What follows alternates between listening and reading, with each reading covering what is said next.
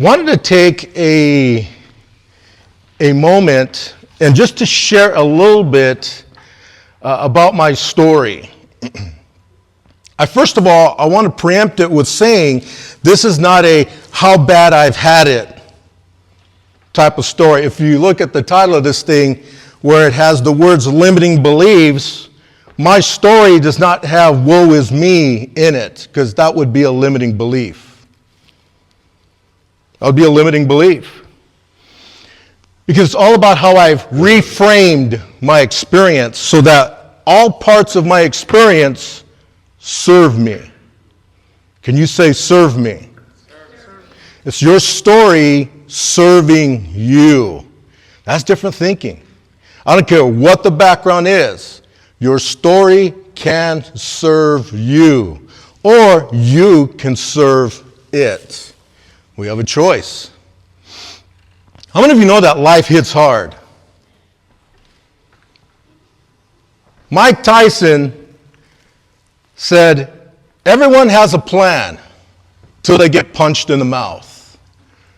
How many of you know that's true? I can't imagine in the boxing world how many fighters had plans in which they were going to beat Mike Tyson. The plan didn't work. Occasionally a few came around and found the winning combination to do it. But most, I got a plan to do this. I'm gonna maybe stay outside the ring, or I'm going to run as heck. They have some plan until they get caught that one time. The next thing they realize, right, cornermen are kind of slapping them on the face. But it's true, life is just like that. We have plans in life till we get punched in the face. I came out of the Marine Corps in 1989, and I went into law enforcement, and a point came when that was enough for my well-being, and eventually, even after a time in business, when April 3rd, 2016 came around, I got caught in the mouth by life and went homeless. I think I got this. I think we can do this.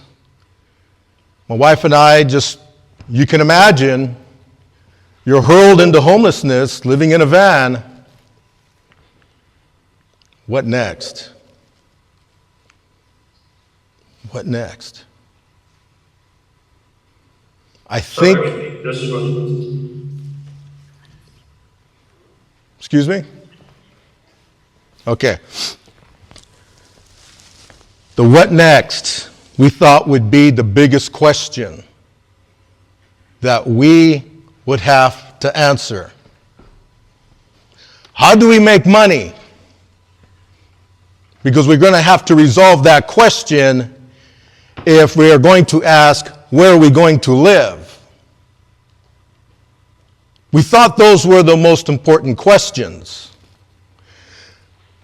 What I didn't know that would be the most critical question to resolve above any question that I would ask, and that is, who am I? Who am I? Thinking, look at these tough jobs, these tough assignments that I've had. I'm pretty strong-minded. I think I can do this. By the time May 30th came around, I had degraded so far mentally that I had reached this point. I'm not even 2 months. Getting close to 2 months homeless. And already homelessness was tearing my mind apart. And a point came where, having been a detective, had these extensive homicide type trainings, I knew over 100 ways that I could kill myself. We had to be exposed to those types of techniques so we can make a distinction at a death scene of whether something was a homicide or whether it was a suicide. I had to be able to tell the differences. Well, this is a no-brainer. All I have to do is I can use this methodology and I just go to sleep real fast. No problem. And there was my wife next to me having to contend with this. See, because if I actually pull it off, now she's on the street by herself. And by the way, I also had 3 adult kids with us.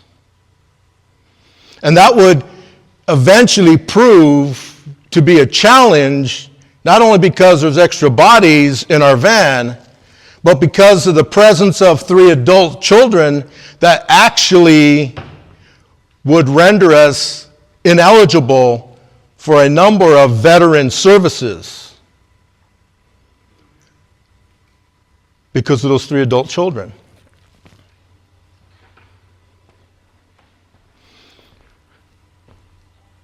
So my wife and my kids had a conversation. What do we do with Dad? It's a tough conversation. Do we commit him? See if the VA will commit him, because he's going to do something that we will all regret.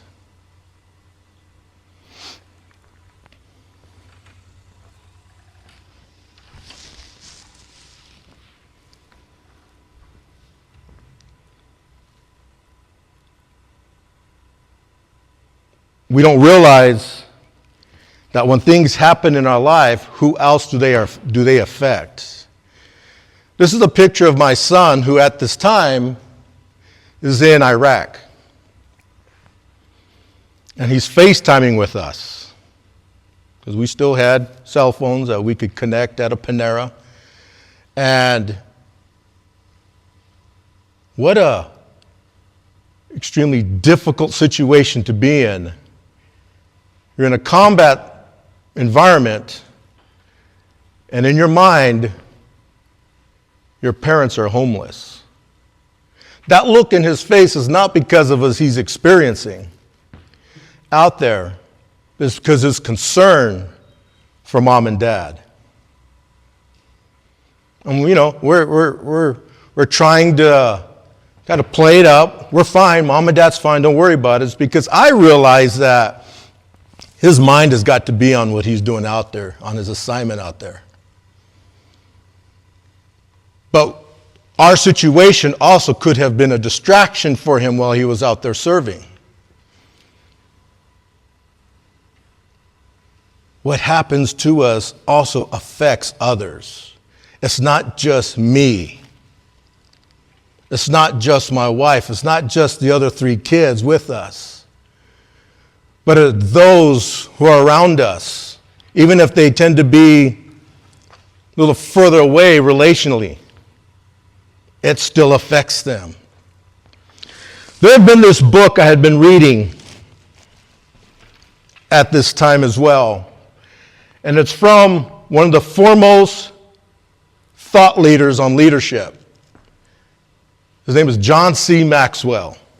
Anybody heard of Mr. Maxwell? He wrote a book called Thinking for a Change. Now, I had read that book 2 times before this time in my life. And I thought, cool, yeah, nice book, put it away. You know, it's interesting when you read books. Anybody ever read a book and, you got a few nuggets out of it, but another time comes where you read it and it hits you differently because things have changed in your life. There's some certain realities that have kicked in that maybe you just gloss over, that maybe you...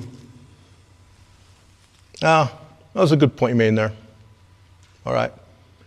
Thinking for a change. One of the reasons people don't achieve their dreams is that they desire to change the results without changing their thinking. That was my aha moment. But wait a minute. I'm homeless. We're homeless. We're all homeless. Nothing is changing. Why is nothing changing? Could it be because my thinking had not changed? Did you hear that?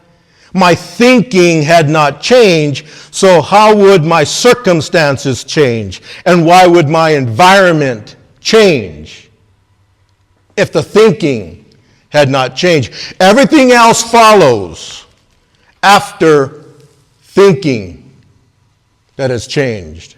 Nothing changes until thinking has changed. Whoa, that hit me differently. I had read that quote so many times, but only then did it hit me. Why? Because now I was desperate for a change. Sometimes it's not until we're at the precipice of some crushing thing in our life that change happens. Why? Because it's only at that moment that we are willing to change our thinking. Only then. Oh, you know what, Vince? I got to change some things. Oh, why? The wife's getting ready to leave me. Why are you coming to me now? Because she's getting ready to leave me. She's going to take me for everything I got. Well, so yeah, you definitely need some changing in your thinking because you think the only reason you need to change your thinking is because she's going to take something. We can still work with you. But the thinking needs to have started further up the road. So I've got to change some things. Now listen, the most powerful thing to ever happen to me would happen when I was homeless in that moment. Because the time came when I'm going to stop blaming the VA. I'm homeless. It is not the VA's fault. This is not the Marine Corps' fault. This is not the veterans organizations. You know, San Diego, we probably got more veterans organizations than anywhere else in the country. We got dozens of them, just in San Diego, never mind Escondido and the surrounding towns. Except with helping us lose our stuff in our storage, there was no way that they could help us. And I blamed them. That only compounded the situation I was in that led to that photo I'm looking so bad. Because I'm blaming everybody. Hear me out here. I'm going to get political. This was not Obama's fault. This was not Trump's fault. This was not any Clinton's fault. This was not Bush's fault. This was Vince Morales' fault. And the moment I took personal responsibility for my situation, now I was empowered to change it. Because nobody else can change my situation. Only I could, and only changing my thinking. Now I had the power to change it. And boy, were we going to change it. On August 16th, one day I made a decision. I'm going to make a decision. Decision day.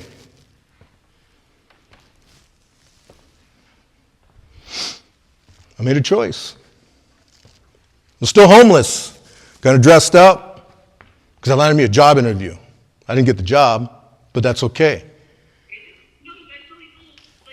August 16th. Big difference? Yeah. Hey, I had access to restrooms where I could we were always taking baths in the Starbucks restrooms and supermarket restrooms, so no problem. I was ready to go. Today, August 16th, 2016, I am no longer homeless. I am not a homeless veteran. I am not a homeless man. I am not a homeless husband, and I am not a homeless father. In fact, today, I am going to be an impact maker. I'm going to be an impact maker.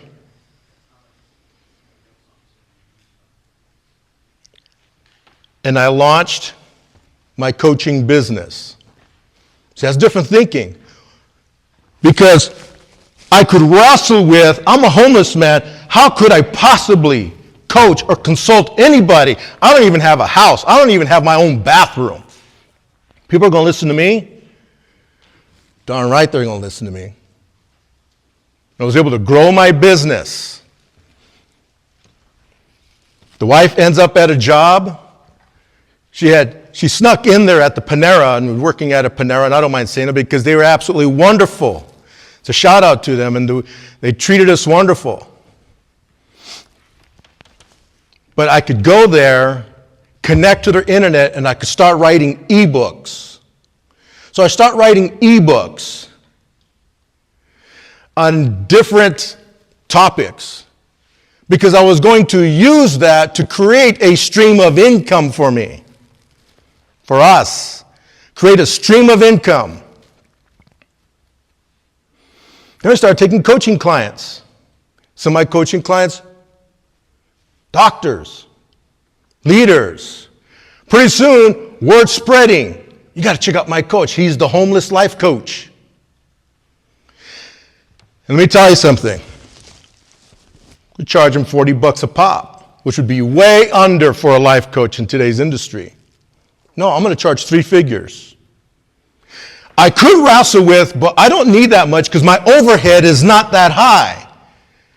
I would be feeding the previous limiting belief. Are you hearing me?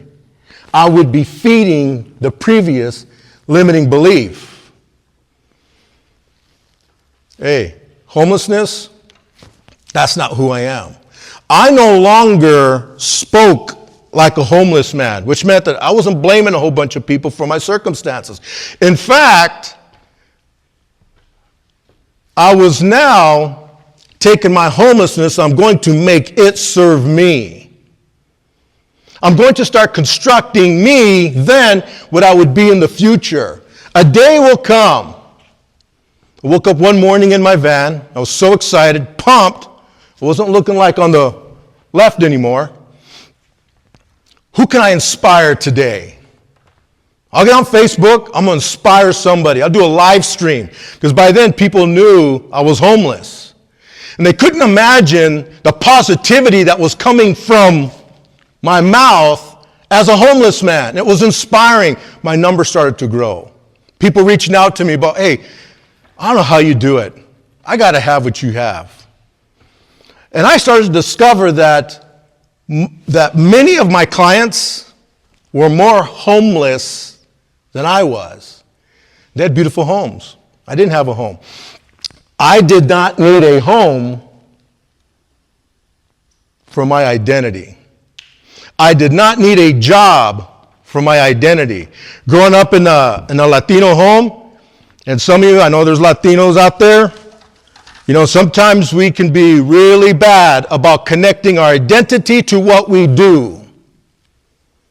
We connect it to what we do. And I know I had a few very embarrassed parents when we were homeless. But I was learning not to connect what I do to my identity. My identity had to be free of what I do. It had to be free of what I did. It had to be free of being a husband, and had to be free of being a father. I love my wife. I love being a husband. I love being a father. 4 wonderful children. But my identity cannot be connected to that, because the day if I ever lose my wife, I lose my children, something tragic, what about my identity? It cannot go. What if I get fired? I lose my job. It cannot go with that job. See, the day I turned in my gun and my badge was a dark day because my identity was tied to that. That day I drove off of Camp Lejeune, North Carolina, Marine Corps base. Who am I now? One of the problems with Marines, we got this thing called once a Marine, always a Marine. And we can connect our identity to that, and that we'll let that go with us the rest of our life. But at some point, like maybe you go homeless, you wonder, who am I? Because being a Marine sure is not helping me right now. Who am I? And I had to solve that question. What else? By the way, one of the things I would do when I'd wake up, one day I am going to be on platforms and stages, and I will be speaking to groups of people. I know that's going to happen. It will happen. What would I want to say when that happens? And I start constructing in my head what I want to play out on that day. I'm going to go make it happen. And here's one of the things that spurred that. I had a dream one time, and there were these two books, beautiful books. These beautiful gold etchings, but two of them there, and they had names, the titles of them. I absolutely understood why they were called that. The third book was open. It was like the first page. Two books shelved, a third book opened on the first page, and this beautiful pen was on it. Nothing was written on the page. What I felt like that dream was saying to me was that you write your next page today. And I realized I'm going to reframe my homelessness that each day I get a fresh page. What do I want to write on it? What do I want today to say? Oh, it was Marine Corps' fault. Oh, VA's fault. Oh, it's somebody is their fault. No. Who wants to read that book? That's not the book I want to write. This is the book I want to write. We decided, you know what? What would non-homeless people do? What would homeless people do? What would homeless people do when they have come across food? Are they apt to share it? Possibly. Depends on where the mindset is. My wife and I thought, we're just going to start feeding homeless people. You know why we thought that? Because we're not homeless. Homeless as an identity. Homeless was our situation, but was not our identity. So we are going to start feeding homeless people. This is Anthony, another homeless veteran. So we would have some funds to go in and buy the the two cheeseburger meal at McDonald's. We'd go buy one of those. And you know what? We're going to give him, my wife, Michelle. Sorry, babe, I didn't even say your name at the beginning. She will deal with me after. My wife, Michelle, and we would share the one cheeseburger, and we'd give the other cheeseburger, fry, and drink to the person that we wanted to feed. Because that's not what homeless people do. So we had to do counter to the limiting belief that we had. We had to do it, and then do it, and do it again. So if we crawl out of that van early in the morning, we were not homeless people. We literally were not homeless people, because the place where it meant the most was right here. And that was not fact in our head when it came to identity, perception, perspective. Economically, true. But we were changing that. Because I can't grow a business if I'm in a hoarding mindset. I got to be in a mindset of gratitude and willing to give away. And now I could totally unlock myself from my limiting beliefs. Doesn't mean that we didn't struggle. By this time, we had made that mindset shift. But it doesn't mean physically we weren't struggling. You see Michelle hanging on back there, keeping on, because physically, homelessness is very destructive. Especially if you're in a van and you're sleeping in like these seated positions.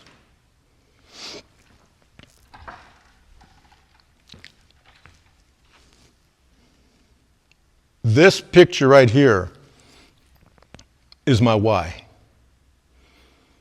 It's my why. How many people have heard said, find your why? Anybody, have you found your why? You do what you do? Okay, this is my why. I wake up one morning and Michelle's rolling around in the back. I could tell she's in pain. And I snapped this picture. It's me down here, and that's her over there in the corner in the hood. That's my why. what I do. Because I look at that picture and I remember that morning. She's waking up in pain. I captured it. I never let that escape my mind. That we will never be in that situation ever again. When I feel like I want to quit, I remember my why. Whenever some thought that could be a limiting belief wants to creep in, I remember my why. She is my why. Then came Parents' Day. Now, those are actually Michelle's parents. And they struggled with the news that we were homeless. The day came where they were going to meet us. In fact, they live in Washington State, and they were spending some time down in Arizona, and they thought they'd make a trip out to see us. So they made their way out, and they saw us for the first time. And it actually was a wonderful time to be with them. It really was. I'll be honest. It was good to hear her dad tell me he's proud of me. And that hit me a certain kind of way when he said that, because I had shifted my mindset to that I don't need anybody to believe in me. Did you hear what I just said? I'm not Peter Pan. I don't need people to believe in me. I have to believe in me. You know, one of the common things, and you've probably heard this, that when people doubt you, have you ever said it yourself or you've heard someone else say it? You watch, I am going to show them why they were wrong. Anybody ever hear that? I'm going to prove to them. I don't do that. That's a waste of energy. What I thought I would do is I am going to show everybody that believed in me, they were right. Those that don't believe, that's okay. Like I said, I'm not Peter Pan. I say that. And remember, Peter Pan needed people to believe in him, then he could step into his destiny or destiny. I don't need that. But I do have to believe in me. Because we're talking identity. I already knew who I was. Now, that doesn't mean that when someone says, I believe in you, it feels good. It feels good. And to hear my father-in-law say, because, you know those fathers-in-laws, mother-in-laws, they can be pretty critical, right? But not them. He says, son, I believe in you. I'm proud of you. But you know what I did with that compliment? I received it. I didn't wrestle with this, trying to find worthiness of that compliment. I didn't wrestle with, but I'm homeless. And so, no, I received it. Thank you. I'm going to prove to you why you were right to believe in me. June 23rd, 2017, this is our final day of homelessness. It's in front of a Home Depot parking lot. I don't mind saying their name because they were so gracious to let us park our van, because by that time, this van had broken down. Now, this was June 2017. This van had broken down, and we were in a position to acquire a second van. This was our final day because we had the ability to move into a condo in Rancho Bernardo in San Diego. Because we found ways to create streams of income. We weren't creating income when we were blaming people. But the moment I freed myself, I took responsibility and I said, I am going to change the situation. Michelle would say, I'm going to change the situation. I'm going to make it serve me. I am not going to be a slave to it. I'm going to let my logic be the automobile, and I was going to let my emotions be my nos. I was going to let it be fuel, not the other way around. Emotions are beautiful, but they're a beautiful servant, but they're a terrible master. Think about that one.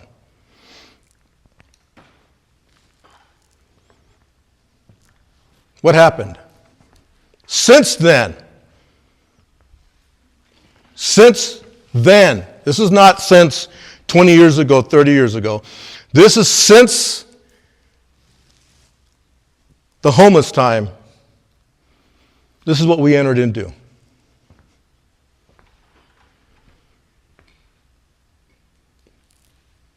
I changed my thinking. I changed my thinking. Michelle changed her thinking. The adult kids changing their thinking. In fact, we're proud of our son that was in the van with us. One of them that was in the van with us just graduated from Fire Academy in San Diego.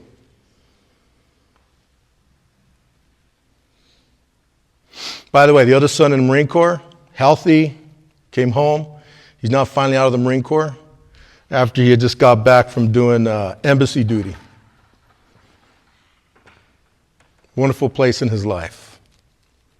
I am absolutely grateful and blessed. But those blessings was because I leveraged a gift that was given to me, to us, and we were going to make it serve. Going forward, what are we going to talk about? We're going to take a break here. When we come back, we're going to talk about 10 keys to overcoming limiting beliefs. How many would like some keys? 10 keys to overcome limiting beliefs.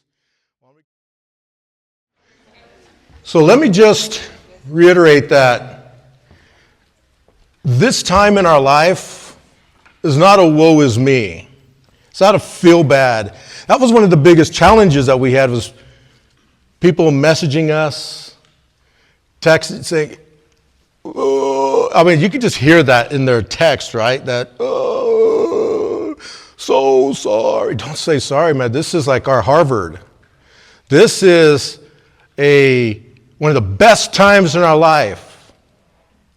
Vince, how could you say that? We'll talk a little bit about reframing. Okay, that's not some new word. That's been around a long time. People, a lot of people understand that. I didn't understand what it meant to reframe something, and there's a little more things you got to do just by calling something else. I mean, there's got to be a process when you're implementing a new belief, and we'll get into that. How many of you know that before you embark on anything, you have to address your mindset? It doesn't matter if you're starting a new business.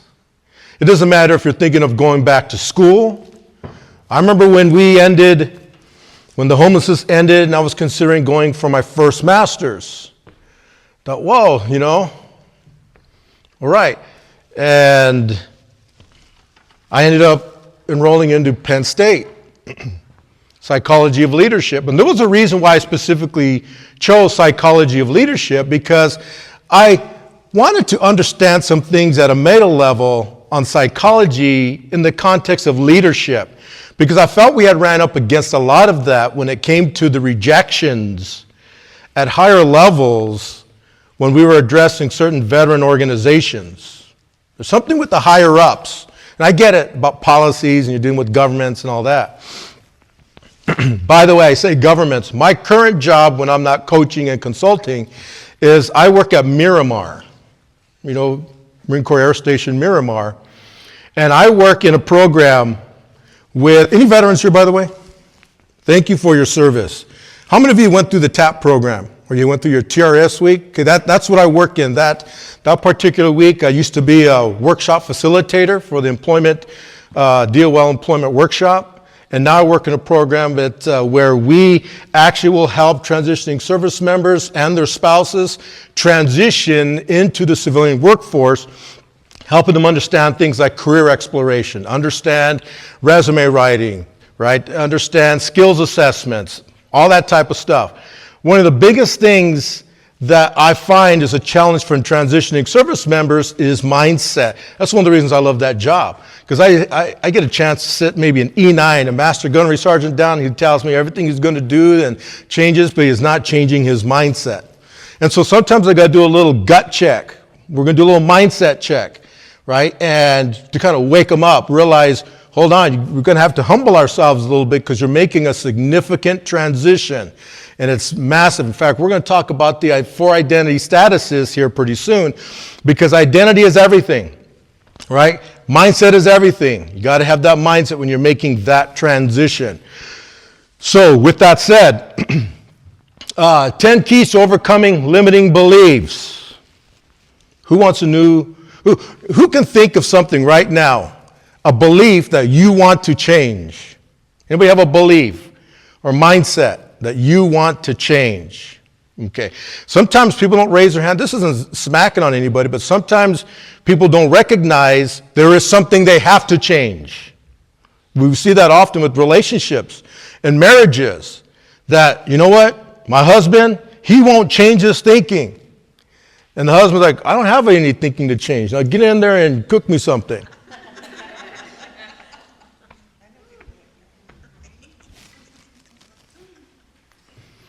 Okay. Number one, we have to identify. This is just what we're going to go over today. We have to identify new beliefs or the limiting beliefs. We have to identify what those are. If we don't identify, when the guy asks, do you have a limiting belief you want to change? You know what usually happens? You don't raise your hand because you didn't identify it. You can't fault anybody for that. But we want people to change, but we haven't helped them identify certain belief systems, right? I remember a professor once said to us, he said, no, if you want to persuade somebody, if you want somebody to change what they think about something, you know, you heard about sacred cows, right? You don't kick over their sacred cow because they will fight you over it. People will fight for their sacred cows. What you do is you erect another sacred cow. And once you've erected that second sacred cow, they will knock over their own sacred cow. There's no fighting. But you have to introduce them to the other sacred cow. People say, you know what, you got to change your thinking. I ain't changing nothing. Yeah, you're going to change right here. Or you're going to end up like being in a box 6 feet under if you don't change. Right? Well, I ain't changing. And then people wonder where Fred disappeared to. They hadn't seen him in 6 months. Right? We have to challenge the belief. Because so many of our beliefs are not tied to any type of supporting evidence. Another way to put it too is that their beliefs actually goes 2 ways. They may have deep roots or they may have very shallow roots. And that can be a good thing, can be a bad thing. I've got this friend in Oklahoma, and they used to do this tree service, and they would lay down this poison around the roots of these particular trees because they knew how the trees went out in terms of the roots. And so they would poison the roots so far away from the tree, and then when they'd come back a week later and they just pulled that tree out. No problem. Because you don't want to cut it. You haven't gotten rid of the problem. You have to deal with the roots. And our belief systems have roots, depending how long you've had that belief system. Deep roots is a good thing if it's a good belief to have, and good is defined, you get to define that. If it's good for you, good for your circumstances, good for your environment, good for your relationship. But if those roots are deep and it's not any of those things, then we have to address the root issues. You want to deal with people's anxieties, you want to deal with fears. You know what people do? They usually you get some help, and the person's not very competent that you go to seek help from, they may try to address the fruits. I'll tell you something right now. It's people that were in a relationship, and I'm not talking about my wife, people that we're in a relationship with, they can be notorious for pointing out your fruit. Well, you do this, you're critical about this, all that stuff, right? You want them to change. So you hire me to come to your house and you say, Vince, I've got this fruit tree out back. I need you to remove it. Not a problem. I go out there, I grab my bucket, Oh, yeah. They got all these oranges over here. I start grabbing first the low-hanging fruit. I got all the oranges, got them all in the buckets. I come back, knock on the back door, and I say, I'm done. They look, and the tree's still there. I go, what are you doing? Hello? I got the oranges. Well, you got the oranges, but you didn't remove the tree. Oh, okay. Well, so I chopped the tree down. Can that tree come back? Absolutely. What if I just picked the fruit and I left the tree alone? What happens a year from now? The fruit comes back. The fruit comes back. And that's how we often try to deal with things in our lives, is we go after the fruit, pull the fruit, remove it from the environment. We haven't dealt with the roots. Kill the root, you kill the fruit. Everybody say that. Kill the root, you kill the fruit. Behaviors you don't like, kill the root, you kill the fruit. I don't want to be thinking this way. I don't want this mindset. Kill the root, I kill the fruit. Find evidence to support the new beliefs. And you can read, you probably already read through the list, right? So let's jump into this. Key 1, the first step is to become aware of a belief, that it is there. You know, this is where we kind of have to humble ourselves. And we actually have to listen to what people are telling us. And even though there was a shift in my mindset about who I am, that does not mean that I am not open to critique. I'm not open to feedback. I have to be. All right, Michelle, what are you seeing? I see a couple things. All right, what do you see? Hold on, now comes out the big long list, right? She calls our son to bring the other roll. I got to be open to that. Why? Because I may be just grabbing the fruit and not looking at there's something deeper going on here. But I may need somebody to give me feedback. I have to ask tough questions. You know, one of the things we do as coaches, right, versus a consultant, a coach is not going to or should not be telling you what to do. They should be asking you tough questions and you find your answers. Anybody have kids? Maybe some teenagers too? How many of you tell your kid or your teenager, same thing maybe, teenager wouldn't think so. You tell them to do something, and maybe I'm the only one. It's possible I could be the only one. You tell your kid to do something and they don't do it. Anybody have that? Okay, I'm glad I'm not alone in that. Right? Coaching clients are no different. You know, you ought to try doing this. They're not going to do it. Life got too busy, and what would you do? I had to go to Walmart, had the kids, right? But in coaching, I make it clear before we begin our process that I am going to ask you very tough questions. First of all, you got to know I'm in your corner. I'm for you. I'm loyal to you. And because of that, I am going to ask you very tough questions. We need those. We cannot be afraid of the tough questions. I am not here to coach you to what you should think. I want to coach you how to think about your limiting beliefs. Right? So, you got to ask yourself tough questions. Don't fear the tough questions. And listen for common limitation flags. What would be limitation flags? So, let me have someone out here. Who wants to be a volunteer? I need a volunteer. Thanks for volunteering right here. You're looking at me, so you're in the first row. Everybody else. Anybody ever do that? You're in school? Professor or the teacher's looking for a volunteer, and you're like, yeah, that's exactly the one I'm going for, right?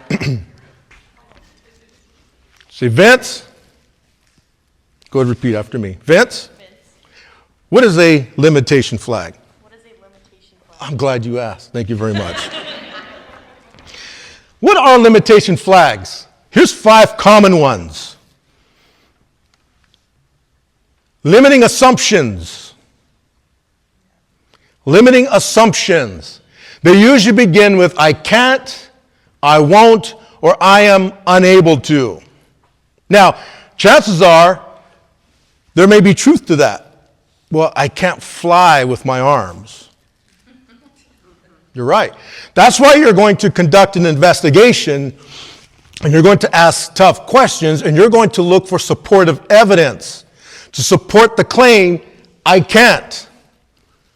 I won't. Yeah, maybe you're stubborn. Maybe you're just hard-headed. Maybe that's why you won't. Okay, we get that. And then we got another issue to deal with, right? I'm unable to. Why do you say I am unable to? Do you know a lot of times the I can't or I'm unable to's are often tied to childhood, what they've been told. We know there's different states, brain states, and we know that one state called a theta state. How many people have heard of the theta state? The theta state is an optimal state for learning. Every time when I'm currently in school for my second master's, listen to music, I have headphones, and I'm listening to music that is theta state. So I retain what I'm reading. It helped me through Penn State, because the reality was I'd always believed I was not a good student. Turned out, I'm a pretty good student. Yeah, I finally got this APA thing. I think I understand it now.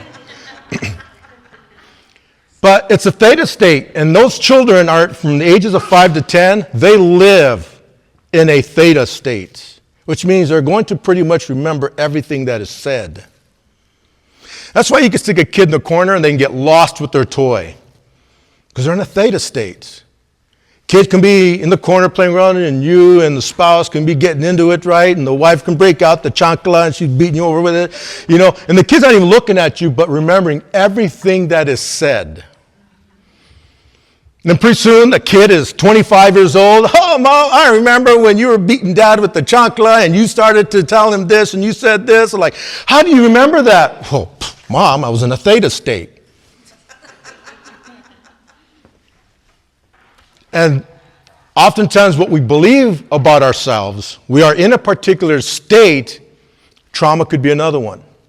If you're in a trauma state, you're absorbing pretty much everything that is occurring right now, everything. I can't, I won't, I'm unable to. The other thing you're listening to is limiting self-beliefs. I'm not, I may, I couldn't. I am, I'm not. Listen for these words in your language. It's one of the things I like about this when I have my clients, when I put them on these little homework assignments. I said, your only homework assignment is to catch these common flags in your words. And I need you to come back with a list of about 25 of them. What?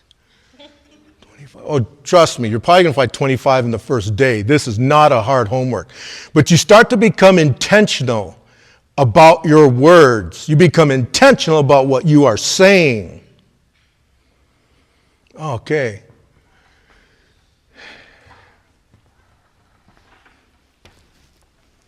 Hey, Vince, yeah. So, dude, we ought to go do that marathon. Oh, what?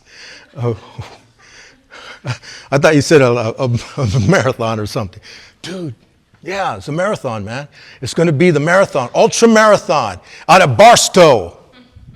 There's no way I'm running a marathon out of Barstow. Man, it's like 190 degrees over there in Barstow, and that's in winter.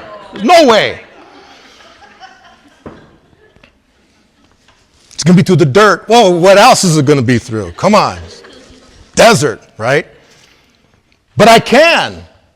I just have to recognize that that particular activity is going to be what we call a stretch goal. In other words, it's not something you're going to do now. It's going to be over a period of time that I can build to that. Okay, you know what? I'm doing it. I got it. Now I got to start working on the mindset for that type of thing. And the first thing is I got to first build a mindset for someone who runs 5Ks. Maybe I just need to build a mindset for someone who just gets out of the house and walks to the corner and back first. But I'm going to incrementally build the mindsets necessary to get me there.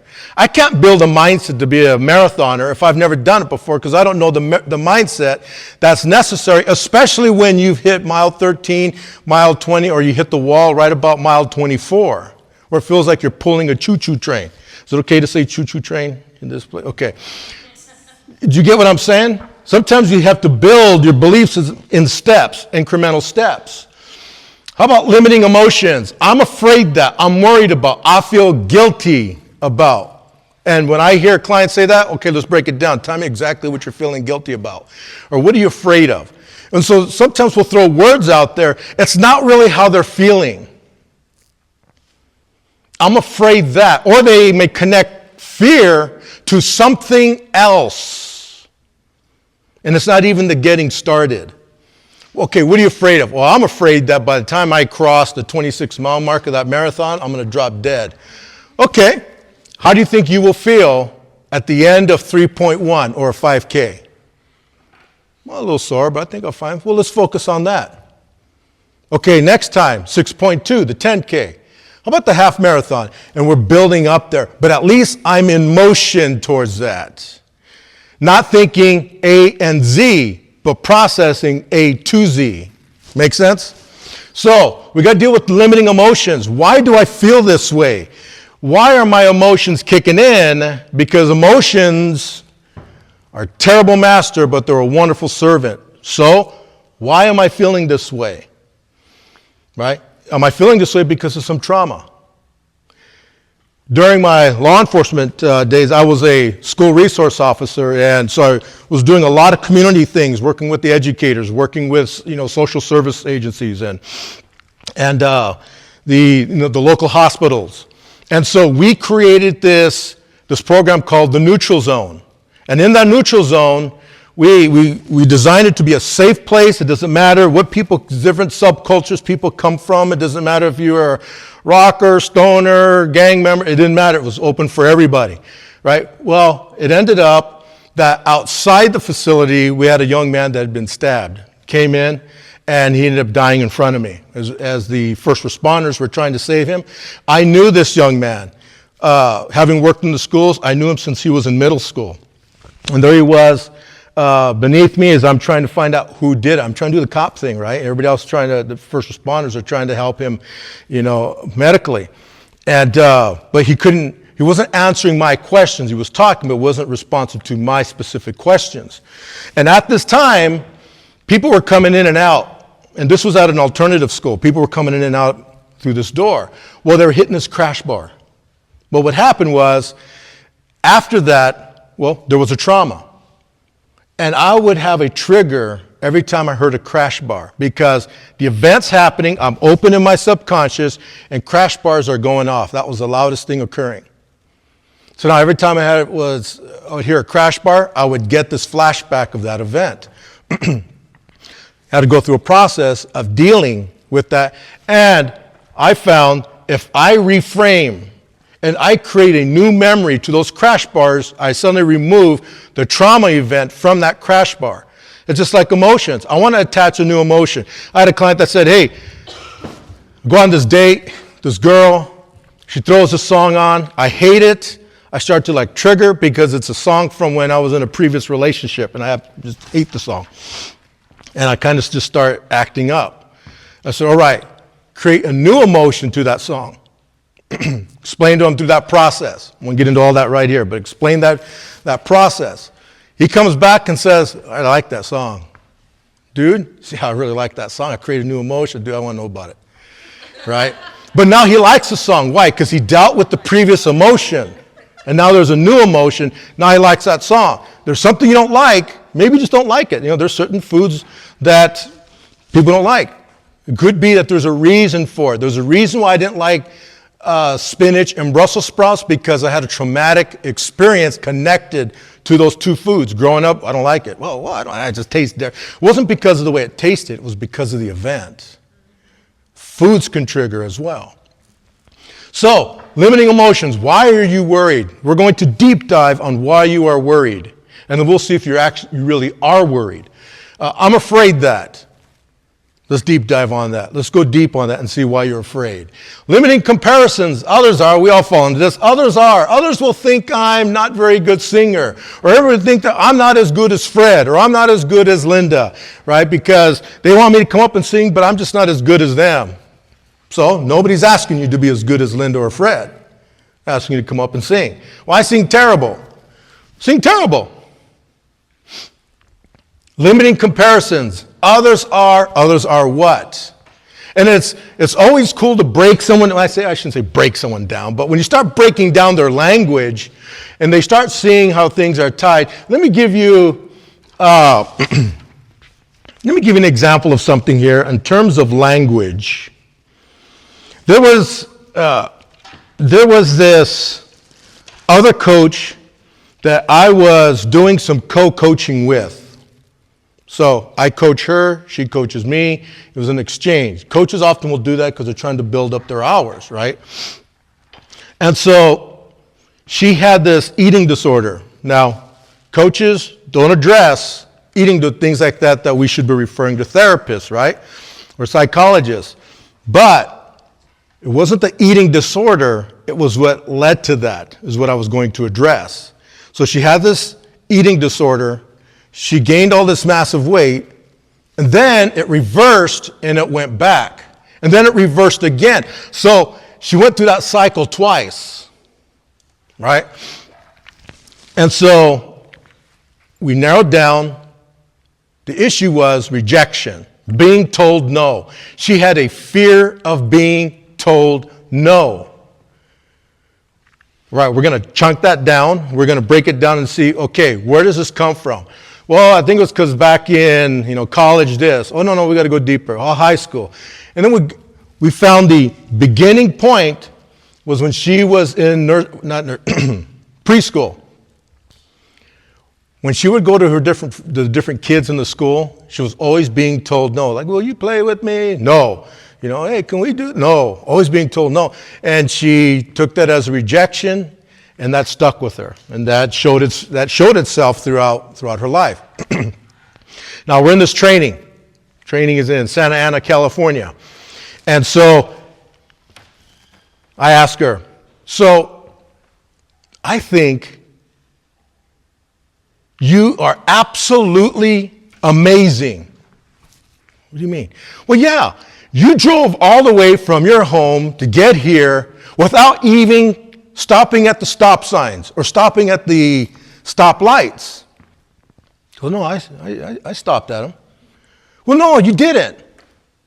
You had to have just gone right through them. Main intersection, boom, right through it. Because no, I stopped. Oh, well, why'd you stop? Because I don't want to die. Well, that's a good point. So let me get this straight. These signs, these lights, are telling you no. That's what they're telling you. Anybody disagree with that? Stop is no. Is that fair to say? No, not coming through here. Right? So no has saved your life. She kind of does this thing. I could tell this is really going in her head. I says, in fact, the biggest ally in your life has been no. How many times can you think of where you had to say no and you think it saved you a lot of pain? Yeah. So it sounds like no is actually one of your biggest friends. Nothing else has saved your life more than no. At that moment, she no longer feared no. And she even reported to the class about that experience. Later on, I heard from her, and she says, guess what? Guess who's my friend? What? She says, no. I said, no, please tell me. She says, no. I said, no, please tell me. She says, no is now my friend. I don't fear no anymore. See, she reframed it. But we had to ask the tough questions and hit the root and go down to the deepest point and find out where that came from. Is that super technical, deep? No, it's not. It's pretty simple. Because we frame things, experiences, words, reframe them in our heads, and then we give definition to it. Right? What does that have to do with limiting comparisons? They work the same way. I am not as good as that person there. Nobody's asked you to be as good as that person. What we're asking is for you as the gift that you are, because everybody here's a gift. What we're asking is that you share the gift that is in you, share it with us. We want you as the gift. We don't want you to be them as the gift. Now we've had enough. We want you as the gift and what you bring to the table. Not looking to compare you. Limiting comparisons, limiting judgments, and limiting shoulds. I should, I shouldn't. How many of you have spoken some of those? I ought to's. I better not. I mustn't. So we want to be listening for these things in our conversations. Identity statuses. Real quick, I'm going to go over this pretty quickly. You can take a picture. Feel free to take a picture.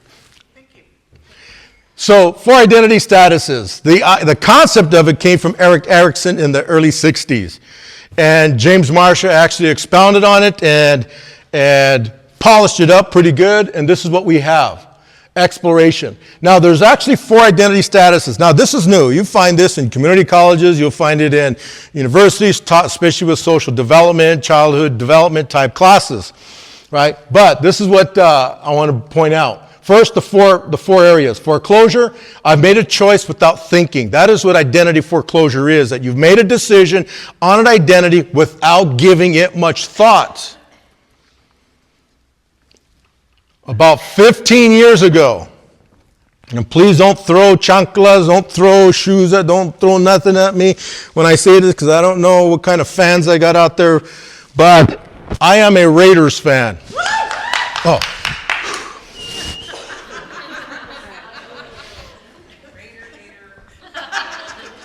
Somebody get her name. In my household, the kids were going to be Raider fans. They were going to be Lakers fans. Son, you're a Raiders fan. Oh, I said, you're a Raiders fan. Steelers. No, shut up. No, you're a Raiders fan. We're a Raiders fan on here. Lakers. Say, go Magic. Yeah, right? Right on. See, he says, okay. Pretty soon the kids say, go Raiders, go Raiders. What just happened is identity foreclosure. He took on the identity as a Raiders fan and he didn't have a chance to think much about it. We do this often with our children. We give them their identities. And then they grow up always having been this or that. And it works in other facets of life, politically. It works in religion, everything else. The kids are this because we told them that's what you will be. That's identity foreclosure. You know where else it happens? It happens in youth sports. Youth sports. You're going to be the best running back. You're going to be the best linebacker. You're going to be this. And the kids suddenly have to take all this on. And then give thought. I don't know why I was supposed to be a Raiders fan or why I was supposed to be this or that. Mom and dad just said I had to. You know who else falls into this? Teenagers, when they're coming out of high school and they get recruited by a military recruiter. Well, I was a lion. I was a warrior. I'm talking about high school mascots. I don't know who I am next. Kids thinking, I don't know if you ever had this. Kid says, well, I'm dad. I'm thinking I'm just going to get out and, just find myself for a year. No, you ain't going to find yourself for 1 year. That means you're going to be in my house trying to find yourself. I'm not paying that bill. You're going to find yourself on somebody else's dollar, not on my dollar. And kids, I got to just take a year off and just do nothing. Right? I want to be the best video game player. No, you're not going to be the best video game player. Right? So, identity foreclosure. Pretty soon they're walking the halls and pretty soon there's this tall, sharp Marine, soldier, airman. What else we got? Coast Guard. Recruiting. You look like you'd be an awesome devil dog. How'd you like to be one of us? The few, the proud, the Marines. And that's we're the best military service. Why? Because we got a longer boot camp. Oh, is it longer because you guys need more time? Oh, shut up, kid. No. Guess what, Mom, Dad? I'm going to be a Marine. Now they're the Marine. Or I'm the soldier. Identity foreclosure. They really haven't given thought to it. The uniforms look cool. The culture looks cool. I'm in. And they've taken on, I'm now a Marine. Once a Marine, always a Marine. Well, why are you a Marine? That's what they called me when I finished boot camp. Oh, okay. Then we go on to identity diffusion. I don't know, I don't care what I'm supposed to do with my life. How many of you know some people that are at that place? They probably, most times, tend to be younger. That's that one, I just, got to find time for myself. No, I go find yourself. In that point where identity diffusion. Identity moratorium, I'm thinking about what I should do. Now, probably you all in this room, in this setting, run into these people every single day. True? They're called students. Okay? But that's right. That's fine. I'm thinking about what I should do. That's healthy. When the problem is, when they're at that moratorium, is I'm trying to find who I am. And sometimes in that trying to find who I am, they're bouncing from major to major, different programs, because they're trying to find the context of who I am. Right? And then we get to identity achievement. I thought about it, and I know what I should do with my life. Those are the 4 identity statuses. By the way, I forget I have a little light here. By the way, when somebody is in transition, any one of these, when somebody is in transition from one place to the other, you know what we call that? Identity crisis. How do you know people that are in identity crisis? That's because they're in transition from one to the other. An identity crisis is fine. It's healthy. But we don't want to live there. We don't want to live in an identity crisis where you're there like 2 years later. Let me start with getting a job. A lot of times we see like 60-year-old men driving a red sports car, the hood down, 20-year-old in the car. That dude, and we say, that dude's got identity crisis. You're probably right, right? But not just 6-year-old men with young 20-year-old ladies in a sports car having that. Because we have fathers, mothers, children, parents who are in these places.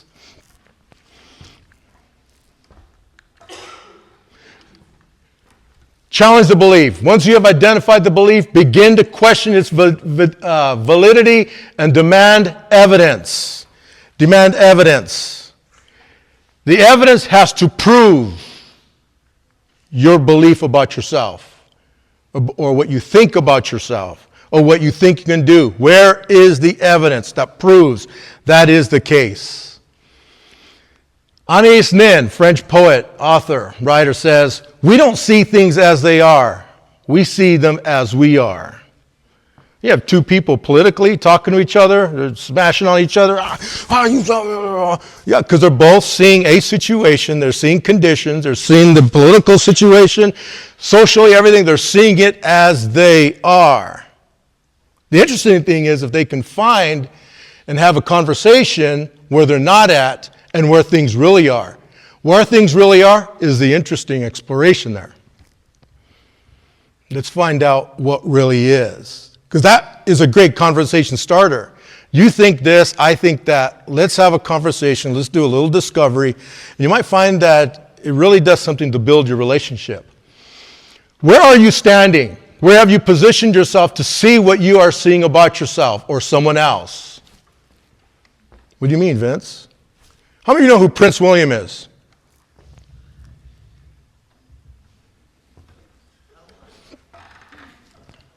You've probably seen that picture before. What's with this dude flipping off the people? I knew there was a reason I didn't like Prince William. Check him out. He's flipping people off. People are there. Oh, Prince William. Oh, we love you. And then what does he do? Come on. I got to pass this picture around. Got to put it on Instagram. Got to put it on Facebook. Why am I angry? Because of where I'm standing at.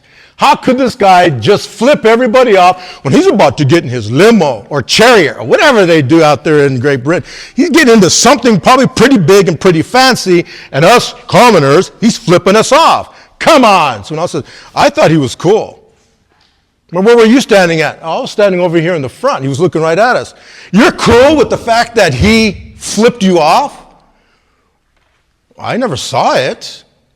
You need to open your eyes. You can't even see straight. Because I got proof right here. Oh, well, I got proof too.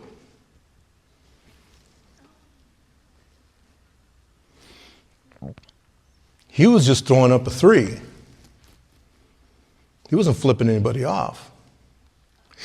But the way I see it is going to depend on where I'm standing.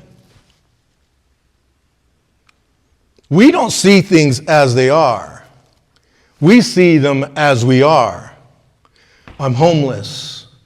Life's over for me. That's one way to see it. And there's only one direction for that thinking, downhill. Or you can go the other way and it's uphill. It's a little bit harder work. But when you get to the top, or wherever that particular journey is going to take you, you're going to have a very different view. A very different perspective. Being in a higher place. Find evidence to support that new belief. Look for examples and evidence. Where are the examples and where is the evidence?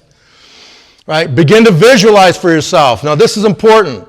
Imagine what it would be like to live with that new belief. Because we're getting that thinking, we're getting into the different parts of the brain.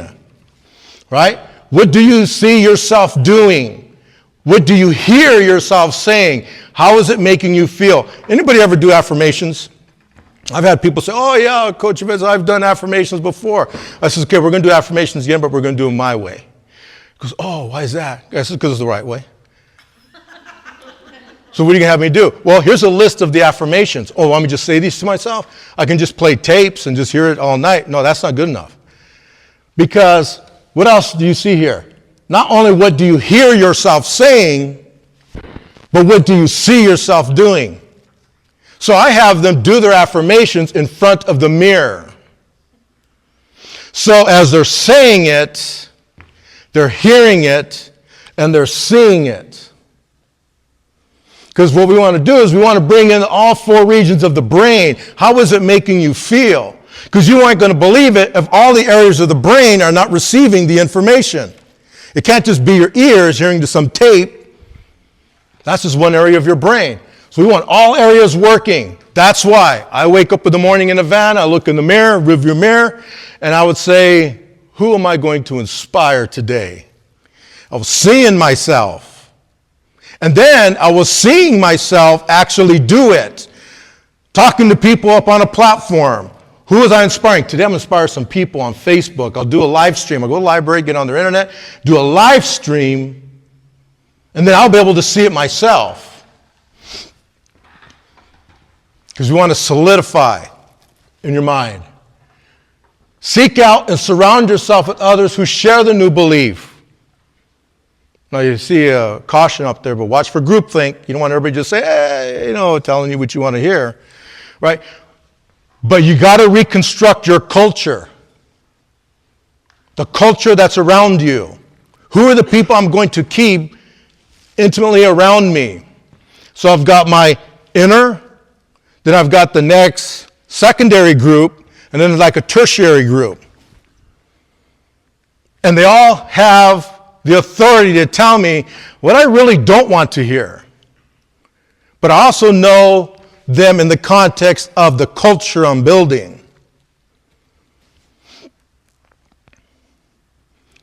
A successful pathway. I saw people taking pictures. Good. Right? Creating a new culture is in direct proportion to your ability to sustain, maintain, and sustain again. How do you build a culture? Right here. You put this thing together, and it's not the, there's some things that are similar but has more to do with results. But when you read this, I want you to look at the very bottom. See at the bottom where it says influence or power? You all have influence and you all have power to some degree. But here's the key. Influence or power, and then start working up. When released, you got to first release it, creates an atmosphere. When you sustain that atmosphere, it creates a what? A climate. When you sustain that climate, it creates a new belief. See why I talk about culture, your words, these things? Because you have to sustain those because you're creating a new belief. And then it creates a culture. That's how you create a new belief, and that's ultimately how you create a culture for yourself. By the way, this also works in a neighborhood, it works for a city, it works for a nation. People say, we got to change the culture. How are we going to change the culture? We got to do more of this. Well, let's start with, right?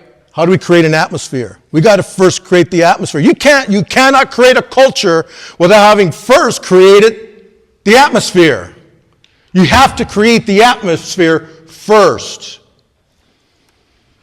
You want to build a house? Start building your house. And by the way, before you finish the second floor, why don't you go ahead and start laying down the cement for your pad, right? Correct? You can't build a culture for your life or for any other area in your life unless you first create an atmosphere, then the climate, then the new belief. The only reason a culture is able to maintain itself, whatever culture you're trying to design, is because it has the belief system to back it up. The reason I could do what I could do when I was homeless was because I had the belief system in place. And I had the climate and the atmosphere, yes, even in a van. Because I was going to determine it for myself. Act as if. Could I get a quick time check? 10:31. Okay. Act as if the new belief system is already true. Anybody ever heard of Richard Wiseman? As if principle. Act as if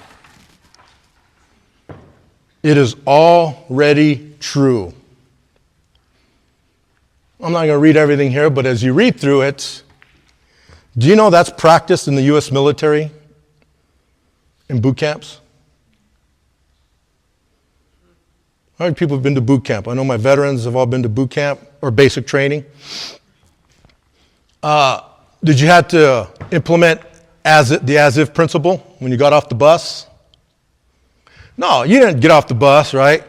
Marine Corps drill instructor said, Vince, come on over here, my friend, and there's some couches if you want to bring all your friends off the bus. You guys want to just chill out over here on the couches, and we'll get you some water, and we'll see if we can get you guys something to eat. Everybody okay? Be all right? How you feeling? Feeling good? All right, yeah, just come on over here, and then what's going to happen is senior drill instructor is going to be with you guys, and then we'll just kind of get on with process, okay? So thanks for showing up and welcome to MCRD San Diego.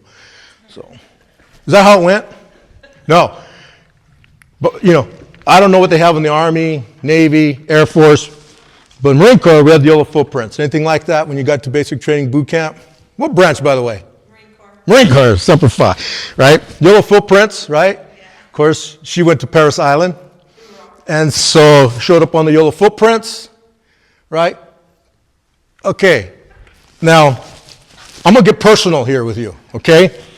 At any time in your life, from the time you were like 1 month old to just before you left for boot camp, did you ever stand like this? Well, I don't know. I mean, you could have had maybe a Marine dad. I mean, right? What's this about? Right? We got on there and we're right, heels together, feet at a 45-degree angle, thumbs along the seams of the trousers, and we're standing there and we're sounding off. We're shouting. We never did that. I'm sorry. When I was in high school, in San Pedro, at least for my first 3 years, my senior year, we went to Aberdeen High School in Washington State. Different story. I never did that. Why am I doing this? It's because it's what we do now in the Marine Corps. So I got to act as if I'm a Marine? Yes. See, they may not call you a Marine until you graduate, or I think now they've got this thing where they call it, what's the thing that they do now? It's like the week before they graduate. The Crucible. And you're in your Eagle, Globe, and Anchor, right? Your emblems. It wasn't that way when I was in. You were called a Marine the first time on graduation day. Okay. Until then, you acted as if you are a Marine. You sounded off. You addressed drill instructors or any staff like as if you're a Marine. Sir, Staff Sergeant, Gunnery Sergeant, Senior Drill Instructor, whatever. You address them like you would in the military.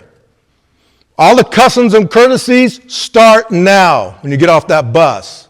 So what are you doing? You're actually implemented the as if principle. Why? Because without the as if principle occurring, you don't have Marines 3 months later on graduation day. Because in order for that to stick, 21 to 30 days for a habit or a new mindset to be entrenched, to be permanent, you got to have the repetitiveness of that thinking. So guess what? When graduation comes around, you don't have to convince them to be Marines. They know they are Marines. They know it. They know they are soldiers, that they are sailors, that they are airmen. They know it. Why? As if principle. Because they had to first think that starting day one by their actions. Your actions are Marine-like, sailor-like, Air Force-like, right? That's the as-if principle if you want to do some more research on your own with that. As if, remember what I said. I'm the homeless, here I am homeless. I said, I am an impact maker. Not, I want to be an impact maker. The want-to-be's do nothing in that circumstance, in that environment. I want to be does not work. You have to know it. Because if you're going to change your culture and you're going to create a new belief system, you have to implement things as if they are already true. Now, will your thinking or lack of discipline show that that might not be entrenched yet? Yes. But that's why you keep at it. And you keep at it. Now, August 16th, when you saw me I was actually in the Panera. I'm in a suit, right? Was there a transformation outwardly? Yes. There was a transformation in terms of how I was going to speak. But that didn't mean that the old creature, that old dude, Vince, who didn't want to creep in and speak the old way. I had to be aware of that. And because I saw that thing as, I don't like that guy. I don't want to be that guy. I was mindful. I was being just really watchful for whenever that person would creep around. And the first indicator that he was in the neighborhood was going to be my words.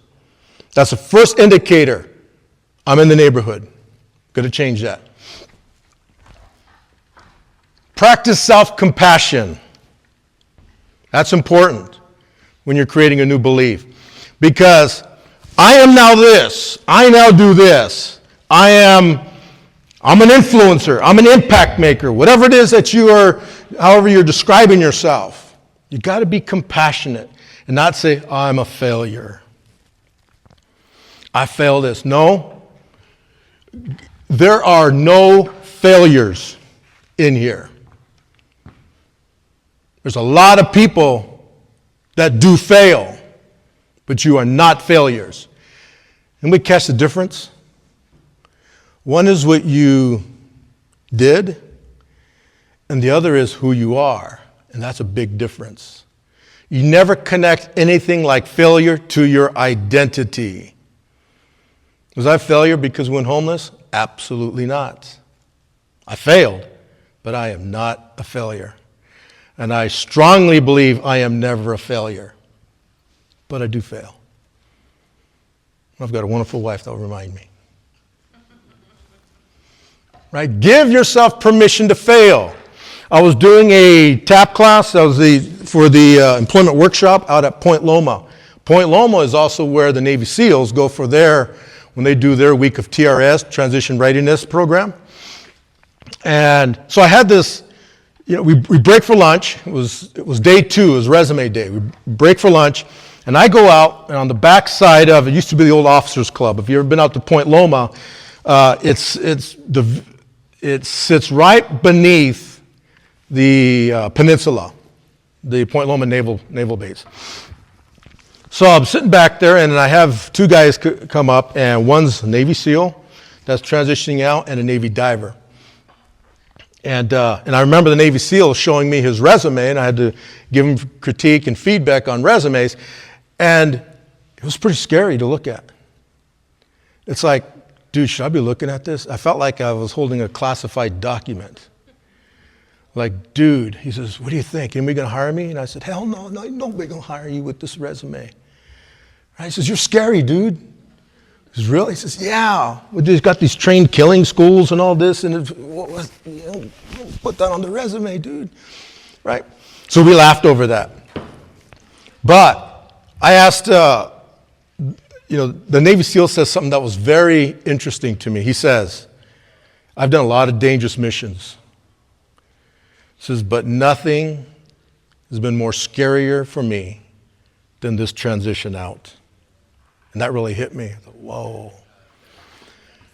So I asked, let me ask you something. I asked both of you. What happens if you fail? He says, I can't fail. If I fail, someone dies. Someone gets killed. And diver says, usually when I'm at work, someone is already dead, but I don't want to get my team members killed. He's a Navy diver, and they're usually doing body recoveries. So I thought that's interesting. I said, I want to give you guys something to chew on. You give yourself something to chew on, and that's give yourself permission to fail. In the civilian world, you have to fail. If you're going to have success, success will never be achieved without failure. You have to give yourself permission to fail. So now look. Now, do not give yourself permission to fail if you're my airline pilot or you're my hairstylist. And that helped them. Reframe failure. Reframe failure. I can put this little thing together. Maybe it helps you out. Failure. How can I reframe failure? See what I did there? Let's split that FAI and lure. Well, fei, or fi in Chinese, means a new start, new beginning. Lure means to draw in, or what did I put entire? To draw in, we'll go with that. I know, entice. To draw in and entice. See, make a mistake. I'm at the community college, and someone's going to bring out the red marker and see. Spell check, APA. Well, what happens when you what is failure then? When reframed. Failure reframed is to draw in a new start or new beginning. There's no best place to be than just after you failed, because that's an opportunity for a new start and a new beginning, because you've got new data, you've got new facts to work with, you've got new information, you've probably got some new insights. The start will not be the same as the previous start. This is going to be real good. I am looking forward to this. When you fail, it's an opportunity for a new start. How many people would like a new start? There are things that you've done. He says, I need a new start. Just a new start. It's an opportunity. Every failure is a new start. Now, we need to learn from it and not keep doing the same ones, right? But this is how we can reframe failure. Stephen Furtick says, stop comparing your behind the scenes with everyone's highlight reels. I used to own a video production business up in the Seattle area, and people would hire us to do highlight reels, sports highlight reels, because maybe their son or their daughter is being recruited by a college, or they want to be recruited by a college. And so remember having this parent come up and say, you know, maybe you can do a highlight reel for my son. So he hires me to do a highlight reel for his son. So I extract all the plays from the entire season of all the plays that his son is involved in. And I ended up producing this 30-second highlight reel. I showed the parent, said, what's going on? So that's the highlights. That's all we have. I can't make what didn't exist. I can't create that. We often will get highlight reels of athletes that are constructed, and the person looks like an absolute phenom. They look like Superman, Superwoman, Wonder Woman. They look like this person belongs in the Marvel universe or something. It's like, this is amazing. Problem is, you saw all their highlight reels. And if you have about 3 minutes worth of highlight reel, a total of, we'll say, 18 shots. What about the rest of the 100 shots? Because what the highlight reels may not show is that person took a lot of plays off. I've had that where I was able to pull maybe a dozen highlight shots, but the rest clearly showed he was taking plays off. Meaning, in other words, he's a lineman and he's supposed to be pulling, and he's just kind of like, oh. He's taking plays off. He's not going hard. And when you look at the entire picture, the work of their season, there was a lot of slacking off. But the highlight reels don't show that. The highlight reels makes them look like Superman. See, that's like social media. We compare ourselves in the context of what we know where we failed. Wake up, right? Tell the wife, oh, honey, how you doing? She goes, man, your breath stinks, man. Go get you a toothbrush, dude. Oh, sorry, right? You go and look in the mirror, the hair's sticking straight up, right? Anybody ever experienced that? Maybe it's just me. But those are my behind the scenes, and that's how we compare ourselves, and we look at, but man, I wish I could be like her. I look at her Facebook, I look at her Instagram, and she seems like everything is just, got it together. No, they don't got it together. Got a lot of people, 6-figure incomes, beautiful homes, boats, cars, and their lives are absolutely wrecked. Absolutely wrecked. That's why I say, when I was the homeless life coach, a lot of my clients were more homeless than I was because they had made homeless a lot of their dreams, a lot of their goals, aspirations, things that they wanted to do, but they never did it, so they made their dream homeless. Are you hearing me?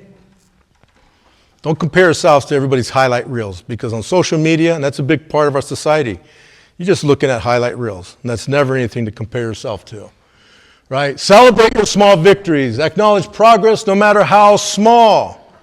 Michelle and I, we celebrate every week, no matter how small things are. We celebrate every single week. Now, it's not big, it's not big fancy stuff, high dollar, big dinners and everything, and it's like our anniversary. I said, baby, we just celebrate. She says, yes, 35 years. I said, McDonald's, they got this great deal going right now. You take me to La Jolla, dude. We're not going to McDonald's, right? Well, my point is that it doesn't matter how small the victory seems to you. Why? First of all, why are you calling it a small victory? And why are you celebrating it as a small victory? Because if you're going to create a new belief, then you have the responsibility to add your servant, your emotions to it. That's why you always celebrate your small victories, because you're attaching the emotion part to the victory, and it starts to what? Solidify the new belief. I really like this. I love this. I love feeling like this. Yeah, and all you did was just made your bed. Yeah, you threw out the trash. Celebrate, dude. Woo, yeah. You be addicted to that celebrating, because then you start looking for more things to celebrate. And if you know what, you can't be expecting things just to show up on your door, so you're going to go make the reasons to celebrate. I'm going to go create the reasons to celebrate. I want to celebrate 5 times. I challenge my clients, I want you to celebrate 5 times this week. All right, which should I celebrate? That's up to you. But you celebrate 5 times. And there are times when they've been looking for something, like, a kid graduated from middle school or something. See, okay, those are things that kind of just roll up for you. But when they're not, now you have to go make it. And now before you know it, they think they're cheating. But then they start saying, oh, you know what I did? I brought my wife coffee. That's a victory. Woo! Yes, go with it. You brought your wife coffee and you consider that a victory and you like the feeling. Stick with it. Stick with that as a victory because then you like it. You enjoy it. You want more of it. Before you know it, you're producing and creating, using all your creativity for those small victory opportunities. Identify specific actions that you could take to reinforce the new belief, right? What are the actions? Remember I referred to you earlier about I want to be the marathoner. Great, that's a stretch goal. How can I work up to that? I cannot do a marathon today. I could start it, I can attempt it, and that will be the day the wife will play ambulance driver and drive me to the ambulance. The reality is I'd be putting myself in significant harm trying to do the marathon today. So I work up to it, knowing that this is a stretch goal. It's going to take place over a period of time. And then be patient. Changing a new belief takes time and effort. Right? You got to remember that there's a process, a neuroplasticity process, right, for the new belief, or what's going to happen down in the neuroplasticity process that takes 21 to 30 days. That's why you have to keep at it. Right? If you keep at it using your discipline, when you reach that 21 to 30 day mark, it's no longer work. It's now become a regular part of you. So it's no longer, it may start off as if, you have to act as if. You ever heard the saying, what is it? Fake it till you make it. You know there's actually truth to that? There's actually truth to that. Sometimes and it's going to feel like you're faking it. Because this, sir, yes, sir. You know, this is stupid, man. What am I doing? Right? And then the drill instructor says, left, face. You're on the left, you idiot. Oh, right, you're doing this. This is dumb. I'm not a Marine. You have to act as if. And then you're going to get yelled at, right, when you fail, right? But you have to do the things that, as if I am this. Your language is going to change. People will think you're nuts. Vince, how's it going out there? You guys okay? Oh, man, things are awesome right now. You're homeless? It's like, I think Vince has lost it or something. No, it's true. Things are awesome. And it'll take time for people to catch up to where you're at and definitely catch up to where you're at in your language. But you can't slow down for them. You're not building a new belief for them. You're building it for you. And if they like what you got, then they got to do the work to get up. They're not going to get on your coattails. They're not going to get on your wagon and come up there and think they're going to get up to your level. And it's not one of these smug things, oh, you're over there. No, it's not. But if you want to be where I'm at, you're going to have to do the work. Because you can't lift anybody up to that spot. Because you can bring them to that spot, but they will never have staying power to stay there. Because they have to do the building blocks a step at a time, right? 21 to 30 days. Brother or sister, you got to do the 21 to 30 days, right? So all the neuroplastic process occurs, and now it becomes entrenched in your thinking. At this point, let's do some questions. Or maybe you don't have questions, like, can we just get out of here? Before we do the Q&A, I want to take a minute, and I want to mention heroes. Everybody say heroes. I got 4 levels of heroes. Level 4 is that level where my faith is strongly connected on a spiritual level. Level 1, it's that level where it can be an idea. Superman, Spider-Man, well, I don't know about Spider-Man, Wonder Woman. And it's not, we know they're not real, but maybe it's some idea. You know, for Superman, it was justice. Some idea that maybe you saw, even a fictitious person, that they tend to preach, they tend to talk about. I like that. You know what? I want to be a person of justice. You know, thank you, Superman. You know, get that kryptonite out of your leg there, but man, Then there's a level 2, which are real people. These are people in our history that have inspired us, right? People who've, movements that they sparked. I love that. Maybe it's family, maybe it's friends, maybe it's a parent, and they're heroes. I've got a few of those level 1 heroes. I've got a number of level 2 heroes. I got one level 4 hero. And I mean this when I say I have only one level 3 hero. And no one else will ever take that level 3 hero spot. And I want to take a moment and introduce that my level 3 hero is my wife, Michelle. Sorry, babe, you got to come up here. Come on up here. Come on up here. And she's making her way over here. She is the one that kept it all together for us. She kept it all together for us in that van during that time. And when it was just both of us in that van,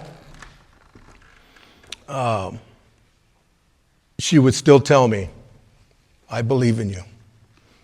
I believe in you. Because at times when the old Vince would show up and the doubt wants to come in, she goes, I believe in you, Vince. And that's why she's my wife. Do you mind if I give her a kiss? I'm going to kiss her anyway.